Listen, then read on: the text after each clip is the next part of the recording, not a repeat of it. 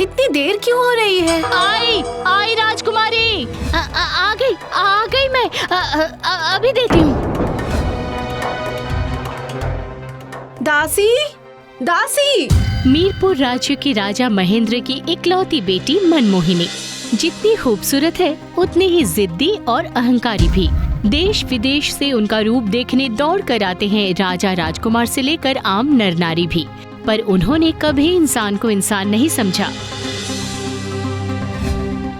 राजकुमारी चलिए, आपको देखने के लिए सभी लोग काफी देर से इंतजार कर रहे हैं। करने दो, खूबसूरत दिखने के लिए वक्त देना पड़ता है। तो देख कैसे बाल बनाए हैं मेरे, अभी के भी ठीक कर। जी अच्छा। जानती हूँ किसी काम में दिल नहीं लगता है तुम लोग का। आज ही महाराज से कहकर तुम सबको निकाल कर बाहर करूँगी यहाँ से। नहीं राजकुमारी, दया कीजिए, मैं अभी ठीक कर देती हूँ। देखिए। नहीं, ठीक नहीं करना, फिर से नए सिरे से बनाओ। जी अच्छा।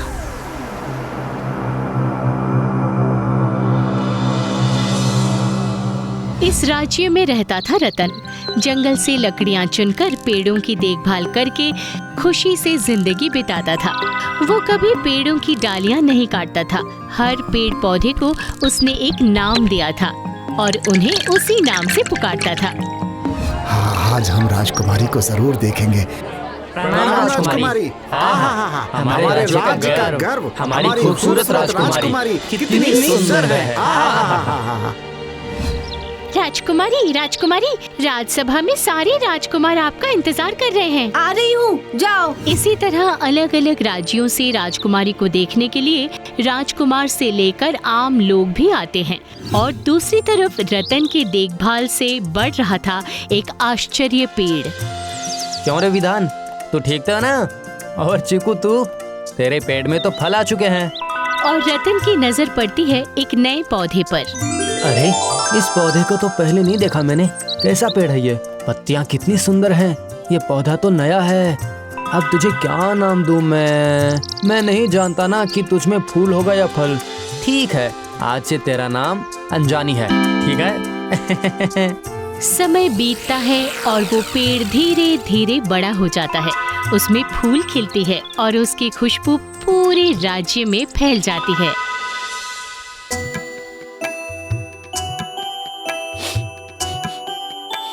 कहाँ से इतनी अच्छी खुशबू आ रही है, बता सकते हो दीनू? पता नहीं, ये खुशबू तो कल से आ रही है।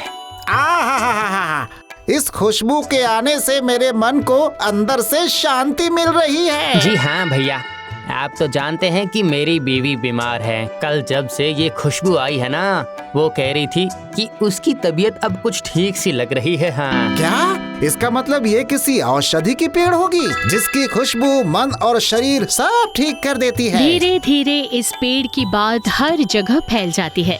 उसके फूल की शोभा देखने और खुशबू लेने के लिए अलग अलग राज्य से बहुत से लोग आने लगते हैं।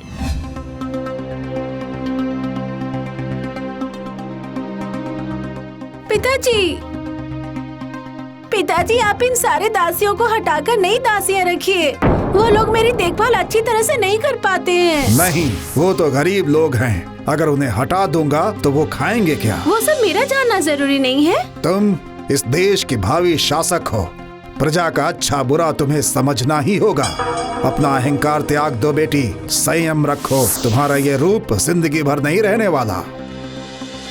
महाराज, एक विदेशी आए हैं। मैं इस वक्त किसी के सामने नहीं जा सकती। नहीं राजकुमारी, आपको नहीं। इस राज्य के जंगल में पेड़ है, वो वही देखने यहाँ पे आए हैं। ऐसी कौन सी बात है उस पेड़ में जो मुझे न देखकर उस पेड़ को देखने आए हैं? मैं भी देखना चाहता हूँ उस वृक्ष को। मंत्री, आप इंतजाम कीजिए। तुम भी चलोगी बेटी? नहीं पिताजी, जंगल में जाने का मेरा कोई इरादा नहीं है। ठीक है, चलिए मंत्री जी। एक एक करके गांव के आम लोग जंगल में उपस्थित होते हैं उस आश्चर्य पेड़ के फूल देखने और खुशबू लेने के लिए। अरे रतन, ये पेड़ तुम्हें कहाँ से मिला और तुमने इसे कब लगाया? मैंने इसे नहीं लगाया, ये पेड़ तो अपने आप ही उगा है। मैंने सिर्फ इसमें पानी डालकर इसे बड़ा किया है। पता है रतन भैया, इस पेड़ की वजह से मेरी बीवी पूरी तरह से ठीक हो गई है। जितने अच्छे फूल उतनी ही अच्छी खुशबू। अब से हम लोग रोज आएंगे इस पेड़ के पास। इधर राजकुमारी को और कोई देखने नहीं आता।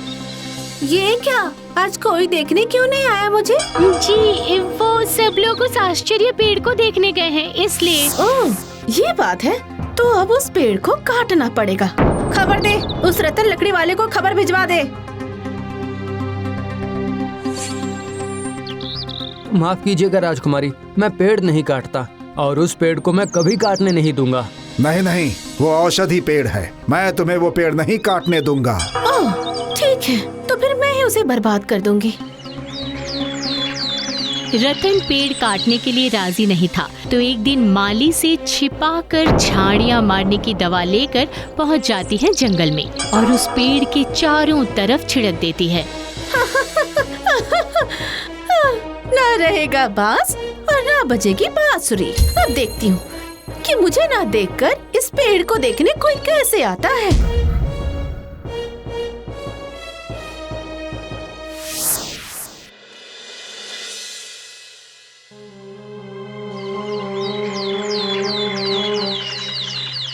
दासी, कहाँ गई?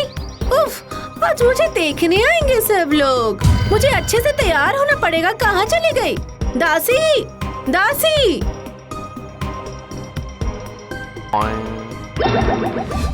अरे बाप रे, ये कौन है? कौन है मतलब? मैं तुम लोगों के इस राज्य की इकलौती राजकुमारी मनमोहनी हूँ। नहीं नहीं नहीं, महाराज। दासी को क्या हो गया? अरे बाप रे, ये क्या हो गया? मेरी शक्ल।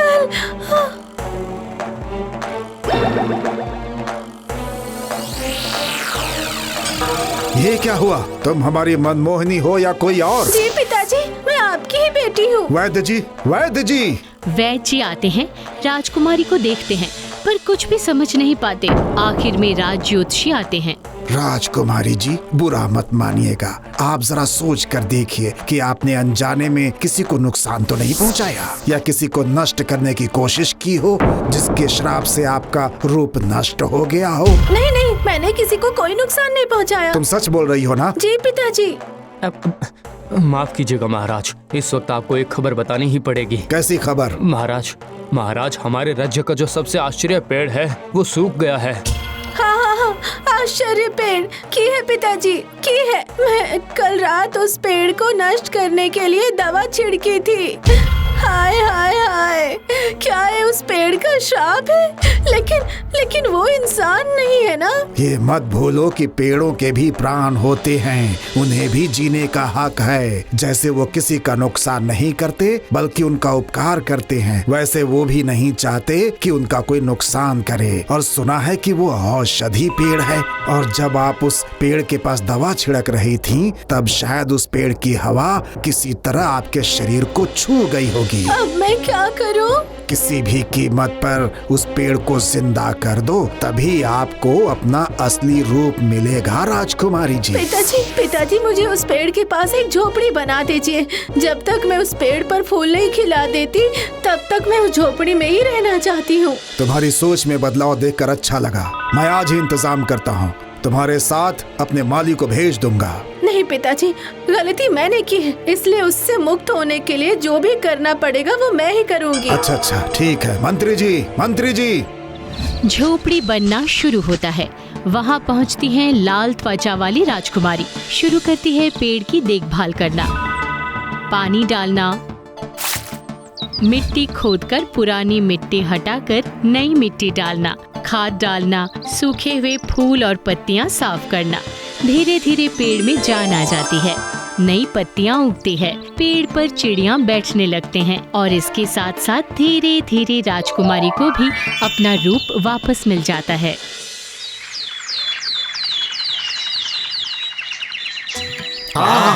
कितना सुंदर है। राजकुमारी जी का रूप पहले से भी ज्यादा खूबसूरत हो गया है। इनके चेहरे पर कितनी माया है। जितना सुंदर ये पेड़ है उतनी सुंदर हमारी राजकुमारी है।